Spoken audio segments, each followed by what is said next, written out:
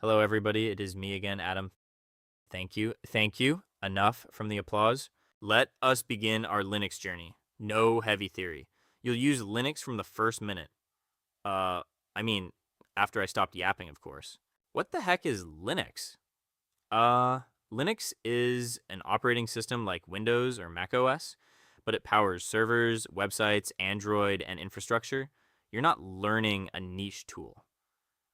You're learning the backbone of the internet. Here, you won't just read, you'll launch a real machine and interact with it in your browser. That matters because in cybersecurity, you work in terminals, not GUIs. Well, obviously, it depends on which field you will be a professional, but this way it sounded more cool. You will need terminal either way, though. Yes, the terminal looks intimidating and also swag, black screen, blinking cursor. You won't break anything, but you can do a lot once you understand it. Muaha. What you'll learn in this super legendary, rare, epic diamond room: running commands, navigating systems, finding and reading data. This is the foundation for everything later. We sneak a little bit ahead and start the machine. That's your lab. So it will be up and running until we arrive there. Most beginners get stuck here or level up. Let's level up. It is me, Mario. Let's check out task 2. A bit of background on Linux. Before we start typing commands, you need a quick mental model of what Linux actually is. Not history class, just what matters. I know these things are boring, but oh, well, you are watching this video for a reason: to actually learn to be a solid, absolute unit in cybersecurity. Linux isn't one single OS like Windows. It's more like a family of operating systems built on the same core, the Linux kernel. That's why you hear names like Ubuntu, Debian, Kali, same foundation, different purpose. Why this matters, may you ask, my dear sir? Well, because in real world cybersecurity, you'll constantly jump between systems. Now, the important part: Linux is everywhere: web servers, cloud infrastructure, IoT devices, enterprise environments. So when you're on a pen test or analyzing logs, there's a very high chance you're dealing with Linux under the hood. Yeah, man, you came to the wrong dongerhood. One key advantage, well, among many others: it's lightweight and flexible. You can run it on minimal resources, customize it heavily, and strip it down to just what you need. Similar to your childhood trauma at the therapy session, which is great, until there's no GUI and you're staring at a terminal wondering where your mouse went. That's intentional. Linux is designed to be controlled via commands, faster, scriptable, and way more powerful once you get used to it. Small takeaway: don't think new OS to learn. Think standard environment in cybersecurity. Once you get that, everything else starts to make sense. A little motivation: I started learning Linux when I began my entire IT journey, so it's absolutely not a problem if you start learning it at the same time as cybersecurity. In fact, it's even better. Or why is it better, you ask? Because I told you so. We have a question here which asks, what year was the first release of a Linux operating system? If I remember correctly, it is 1991. So let's jump to task 3, interacting with your first Linux machine, all right? Now we stop talking about Linux and finally we start to actually use it. You've got a machine running in your browser because you are a clever boy and started it when I told you so. This is a real Linux environment, not a simulation. You are the simulation. No, you. Which means everything you type behaves like it would on an actual system. At first, if this feels slow, but in reality, it's the opposite. Once you know what you're doing, it's way faster than any GUI. I'm fast as Flock Boy. What you should do right now: make sure the machine is started, click into the terminal. Oh, Alto, I just told you there is no clicking. I guess I lied. Get comfortable just typing and hitting enter. Don't overthink it yet. Just get used to the environment, just like a little froggy would in cold water. Small insight: a lot of beginners hesitate here because they're afraid to break something. You won't, and even if you did, it's a disposable lab machine. I guess my ex-girlfriend thought my hearth is a disposable lab machine too, huh? So this is the time to experiment. Next step, we actually start typing commands. All right, with that said, let's go to task 4, running your first few commands. All right, King, Now we actually start interacting with the system. This is where Linux stops being scary terminal and starts becoming a tool, a cool tool. You see what I did there? Before we do that, let's move this screen to a different one so it is more smooth. We'll begin with two simple commands, echo and who am I. Let's first talk about echo. What it does, prints whatever text you give it. So let's just check it out. Type echo whatever to the terminal, and yeah, it just does that. When you'd use it. Testing output, creating quick content, and debugging scripts. Why do we need it? Guess it does not make much sense now. But you're learning how input and output works in the terminal. So let's continue. If your text has spaces, you need quotes. Let's use the good old hello world.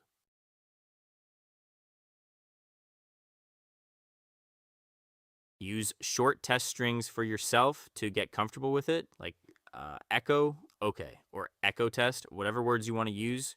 You'll use this way more than you think. Yes, more than that. Yes, even more than that. So let's check out our new command, who am I? What it does, shows the current user you're logged in as.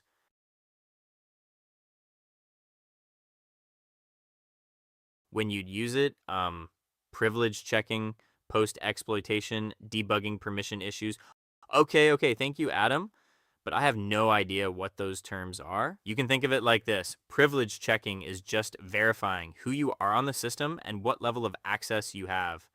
Post exploitation is like, and after gaining access to a machine, you use it to see what user you landed as.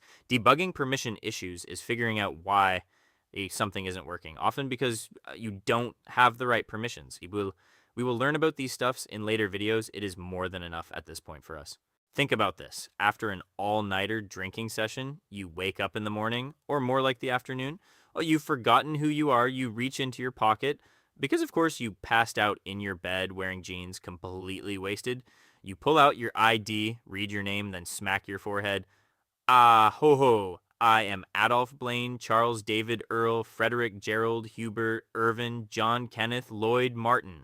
Aside from jokes, why does this command matter? Because in cybersecurity, who you are is what you can do. If you're low privileged, that means limited actions. I am low privileged in real life.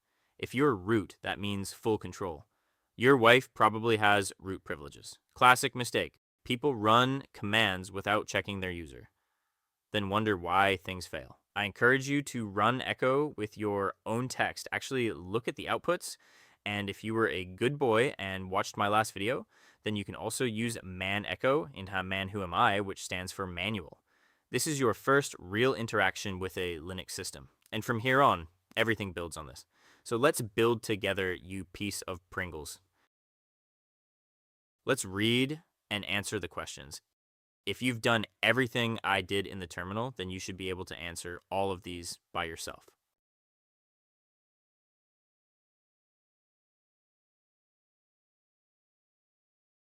All right, next task, interacting with the file system. Now we move from running commands to navigating the system. We'll use 4 core commands, the 4 doors for more, Let me just open back my split view meanwhile.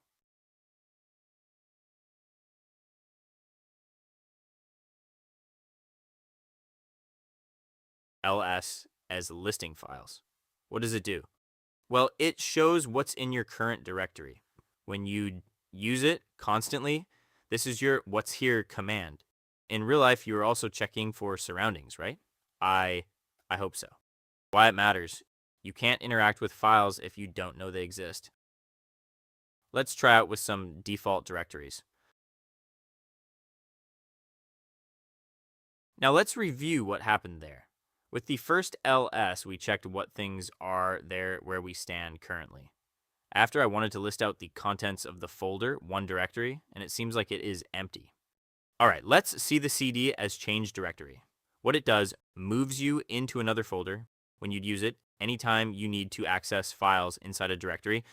Why it matters. Navigation is everything. Enumeration, file access, logs, all require movement. Classic beginner trap. Typing the wrong folder name. Nothing happens. Confusion. From our ls command, we could see what kind of folders were there. So let's test out our newly learnt command, myBruta.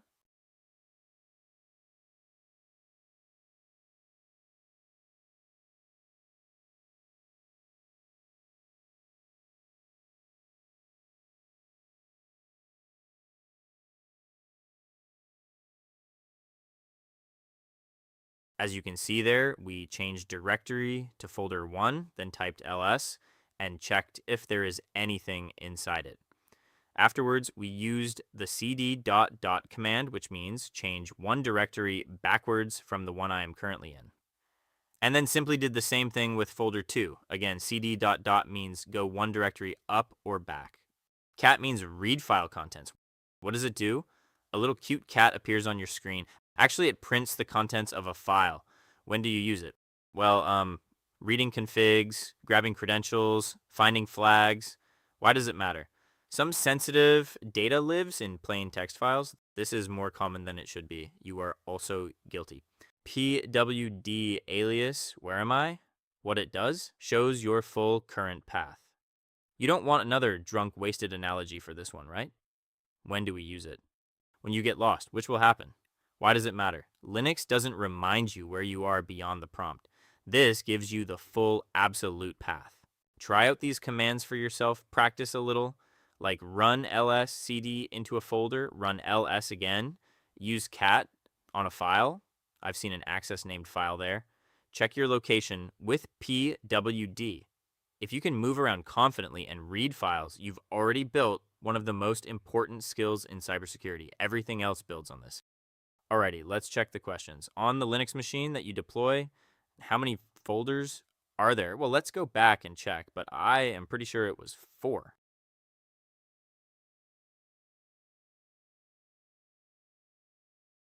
Which directory contains a file?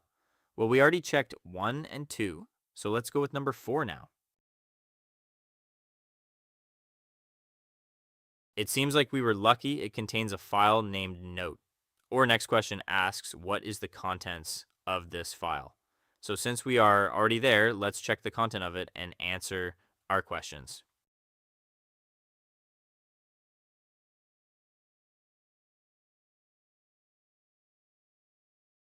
The next question asks us to navigate to this file and check where we are currently.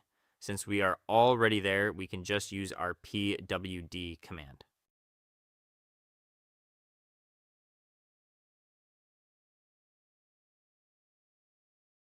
All right, guys, let's clear up our terminal with the clear command and check out our next task, searching for files. Up until now, you've been manually moving around with cd and ls. That works until the system gets big. Then it becomes slow. That's the reason we will use our super duper search commands. The command is find. What it does, you guessed it, it finds stuffs for you. A KA searches for files across directories. An example for this would be something like this. Unfortunately, we do not have the same stuffs in our lab as the material showing off their examples there. That's why I was not referring to them during our previous materials too. So we cannot try it out the same way as they do there, but you can just read through it. It is the same as I'm talking about it. When do you use it? Well, hunting for config files, locating credentials, finding flags. Instead of guessing where something is, you let the system find it for you. If you don't know the exact name, use wildcards for it. Like you can see it there with the example. That means find everything ending in TXE. Small insight. Manual searching is fine in small labs. In real environments, nope. grep. Searching inside files. Searches for specific text inside files. Imagine like a control plus F inside a doc. You can do the same with grep without entering the file itself from your terminal. When do you use it? Log analysis, finding IPs, usernames, flags, filtering large outputs. Files can be huge. You don't read them, you query them. An example, instead of reading 200 plus log lines, you jump straight to what matters. I suggest you to read all through this material, but for now, what I tell you is more than enough. About recursive search, just remember this. Searches across multiple files and directories. It is useful when you don't know where the data is stored. A common mistake? People use cat on large files hoping to spot something. You won't. Use grep. Be smart, boy. All right, we have a question there. If you remember, we had an access log file in our directory. So let's go back one directory and check it out with grep. Let's grep the prefix mentioned in the question and find our flag.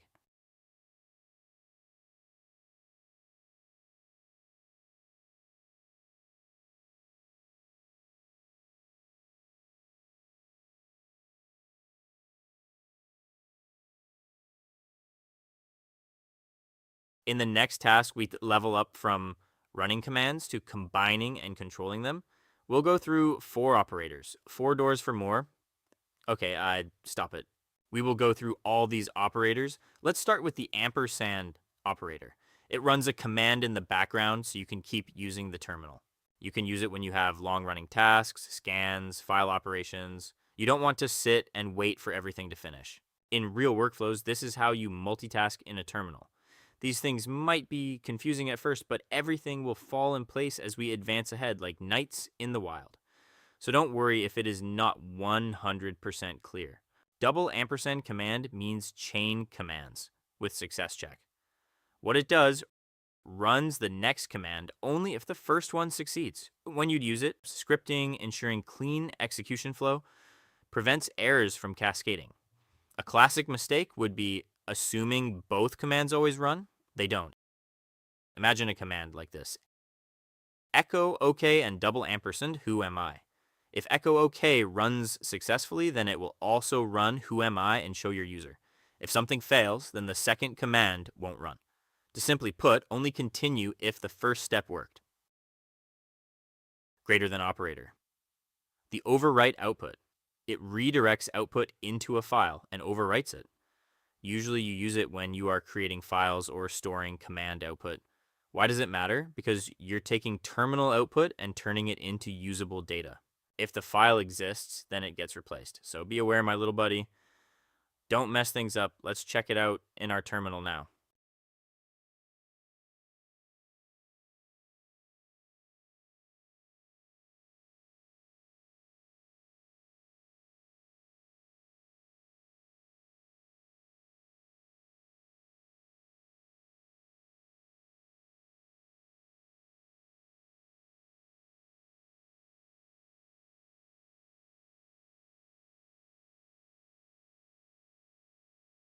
As you can see in our example, after we've put hey into our welcome file, the second input overwrote it. But with the double greater than operator, the so-called append output operator, it just adds output to the end of a file without deleting existing content.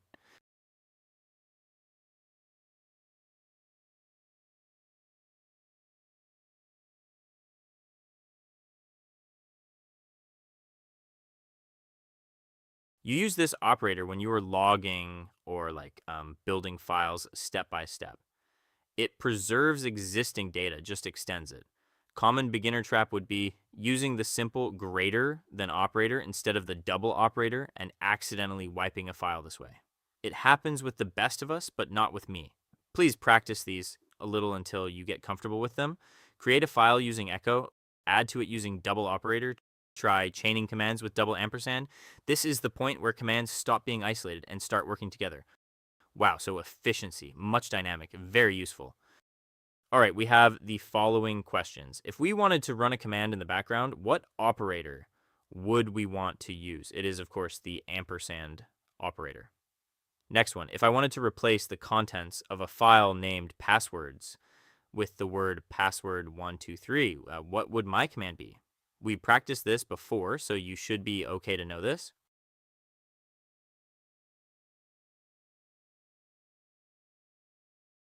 For the last one. If I wanted to add try hack me to this file named passwords, but also keep passwords123, what would my command be? We also practiced this one.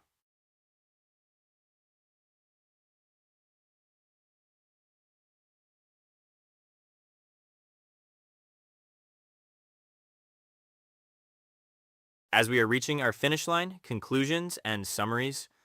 All right, quick wrap up, but only the parts that actually matter. You've just gone from zero interaction to being able to run commands, navigate a system, read files, search for data, and to combine commands. That's not small. That's the foundation of everything in Linux. With that said, please practice with them a little. Don't just watch this video and think, okay, I got this. Yes, it is easy, but also easy to forget. So please just use them until you are comfortable with it. The key takeaway isn't the commands themselves. It's the pattern, input, system, output, action. If you understand that flow, you can figure out almost anything later. Now, the honest part, you will forget commands. That's normal. What matters is you know they exist. You know what they roughly do. You know how to test them. That's how muscle memory builds. Also, go to the gym and build other muscles too. I am worried about your health. Small real world insight. In cybersecurity, nobody memorizes everything. They just know how to find and use the right command. But for that, you have to know that there is a way in the first place. So please go back and rerun commands. Break things a little. Try combining what you learned. Don't just complete the room, actually use it. That's the difference between knowing and being able to do. If you feel ready, meet me in the second part of Linux Fundamentals. A little bit side note by me. Please don't just use AI whenever you don't know a command and then have it write everything for you. Of course, I'm not talking about what we just did. What we learned here is pretty simple and straightforward, but in the future, don't make this your first move. First of all, you're weakening your brain's cognitive abilities and becoming dependent on it, which can seriously backfire later, especially in an interview. If you can't even come up with a simple command on your own without AI, that's going to be pretty embarrassing. Peace out, my little frogs.